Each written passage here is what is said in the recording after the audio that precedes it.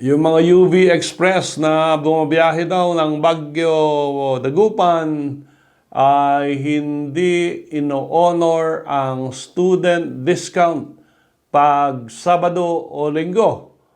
And that is not totally correct because the student discount can be availed of in buses, taxis, jeepneys, and UV express vehicles. Kasi nasabihan din daw yung sumakay na estudyante natin na hindi daw applicable ang student discount sa UV express.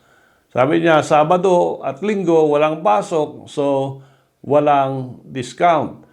Republic Act 11314, 20% discount on domestic regular fares to any Filipino student enrolled in a duly authorized elementary, secondary, or higher educational institution, except those who are enrolled in postgraduate studies or informal short-term courses. Yun, lahat ng estudyante, pwera yung kumukuha ng master's or doctor's degree or yung mga short-term courses lang.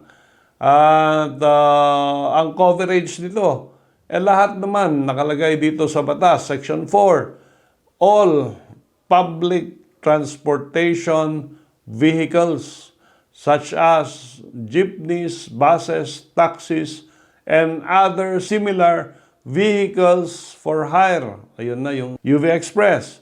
Even tricycles, no, passenger trains, aircrafts, marine vessels are covered by the discount. Is also stated in paragraph 2 of section 4. The discount shall be available during the entire period while the student is enrolled, including weekends and holidays. So, ayun. Of course, may exception dyan. Pag promotional yung fare sa aeroplano, wala nang student discount.